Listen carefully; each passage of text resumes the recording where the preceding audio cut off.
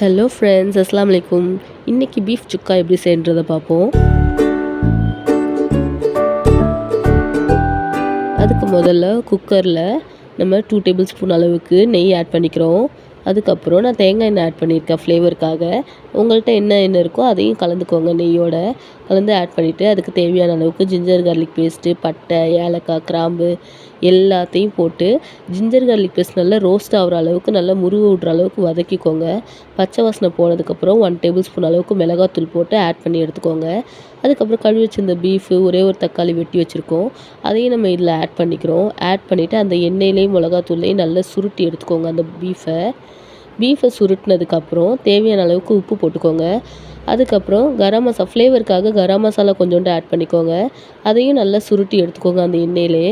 நான் சைடில் தயிர் எடுத்து வச்சுருந்தேன். டேங்கி டேஸ்ட்டுக்காக கொஞ்சமாக தயிர் ஆட் பண்ணிக்கிறேன். தயிர் ஆட் பண்ணிட்டு நல்லா கலந்து விட்டுக்கோங்க அந்த பீஃபோட. கலந்து விட்டதுக்கப்புறம் நான் கொஞ்சம் தேங்காய் பால் எடுத்து வச்சுருக்கேன்.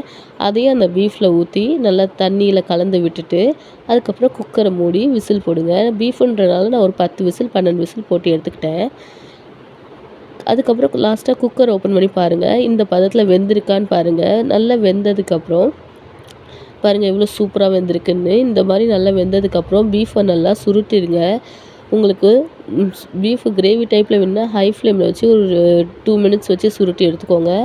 இல்லை சுக்கா மாதிரி வேணும்னா லோ ஃப்ளேமில் வச்சு நல்லா முருகிற அளவுக்கு சுருட்டிட்டே வாங்க. ரொம்ப சூப்பராக இருக்கும். இது சாம்பார், ரசம், கத்திரிக்காய் குழம்பு எல்லாத்துக்குமே இந்த கிரேவி சூப்பராக இருக்கும். இது சிக்கன்லேயும் மட்டன்லேயும் இதே டைப்பில் நீங்கள் செஞ்சு பாருங்கள்.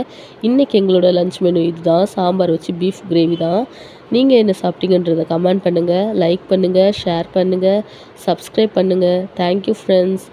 அஸ்ஸலாமு அலைக்கும். நீங்கள் இதை வீட்டில் ட்ரை பண்ணி பார்த்துட்டு எப்படி இருக்குன்னு சொல்லுங்கள்.